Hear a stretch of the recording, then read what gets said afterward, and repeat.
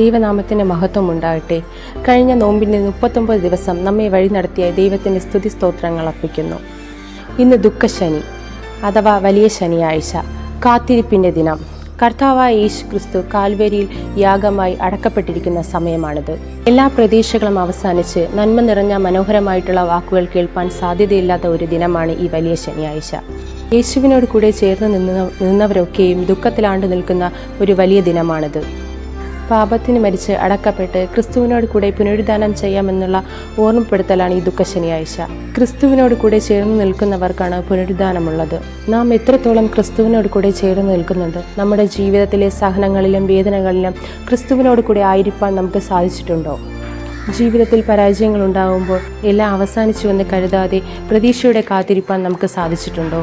ഈ ദുഃഖശനി നമ്മെ ഓർമ്മിപ്പിക്കുന്നത് നമ്മുടെ ജീവിതങ്ങളിലും നന്മ നിറഞ്ഞ ഒരു വസന്തത്തിൻ്റെ പുലരി കാണാൻ നമ്മെ സാധിക്കുമെന്ന് ഓർമ്മപ്പെടുത്തുന്നതാണ്. നമ്മുടെ ജീവിതത്തിലെ വേദനകൾക്കും ഒരു അവസാനമുണ്ടാകുമെന്ന് നാം ഓർക്കുക. നോമ്പിൻ്റെ 40-ാം ദിവസമായി എന്ന് ചിന്തിക്കുന്ന വിഷയം ഉത്തരവാദിത്തം എന്നതാണ്. മാനവരാശിയുടെ പാപമോചനത്തിനായി യേശുക്രിസ്തു ബെത്ലഹേമിലെ കാലിത്തൊഴുത്തിൽ പൂജാതനായി. ഈ ലോകത്തിലേക്ക് കടന്നു വന്ന യേശുക്രിസ്തുവിൻ്റെ ഉത്തരവാദിത്തം ലോകത്തിൻ്റെ പാപമോചനം എന്നതാണ്. ഈ ഉത്തരവാദിത്തം നിറവേറ്റുന്നതിനായി യേശുക്രിസ്തു കാൽവരി ക്രൂശിൽ യാഗമായി. നാം നമ്മുടെ ജീവിതത്തിലെ ഉത്തരവാദിത്തങ്ങൾ നിറവേറ്റുന്നവരാണോ? ഈ നോമ്പുകാലങ്ങളിൽ ഓരോ ദൈവവിശ്വാസിയും തൻ്റെ ജീവിതം ശോധന ചെയ്യുകയും ദൈവനിയോഗത്താൽ നൽകപ്പെട്ടിരിക്കുന്ന ഉത്തരവാദിത്തം നീതിപൂർവ്വം നിർവഹിക്കുന്നവരാണോ എന്ന് ചിന്തിക്കേണ്ടതുമാണ്. പ്രധാനമായി 3 കാര്യങ്ങളാണ് നാം ഇന്ന് ചിന്തിക്കുന്നത്. 1. ഉത്തരവാദിത്തം നീതിപൂർവ്വം നിർവഹിക്കുന്നവർ. നമ്മുടെ ജീവിതത്തിൽ വലിപ്പ ചെറുപ്പ വ്യത്യാസമില്ലാതെ നീതിപൂർവ്വം നിർവഹിക്കേണ്ട ഉത്തരവാദിത്തങ്ങൾ നിരവധിയാണ്. വിശുദ്ധ വേദപുസ്തകത്തിൽ തൻ്റെ ഉത്തരവാദിത്തം നീതിപൂർവ്വം നിർവഹിച്ചെന്ന് ഉത്തമ ഉദാഹരണമാണ് വിശുദ്ധ പൗലോസ്.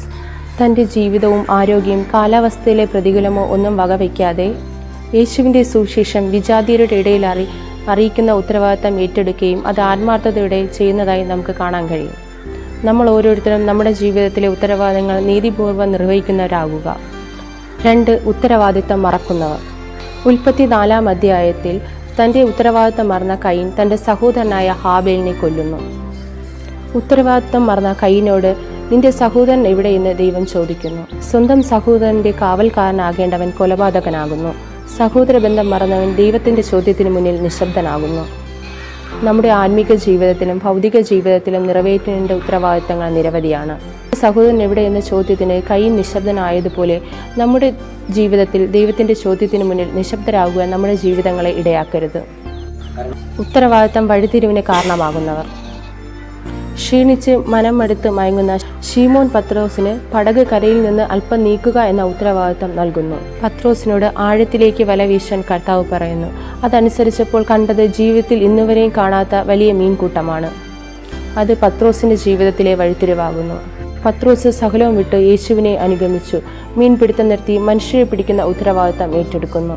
ജീവിത പരാജയ നിമിഷങ്ങളിൽ കർത്താവിൻ്റെ വാക്ക് ഏറ്റെടുക്കുമ്പോൾ നമ്മുടെ ജീവിതം തന്നെ വഴിത്തിരിവായി മാറുന്നു. നമ്മുടെ ജീവിതത്തിലെ ഉത്തരവാദിത്തങ്ങൾ ചെയ്യുവാൻ മടിക്കുന്നവരാണ് നാം ഓരോരുത്തരും.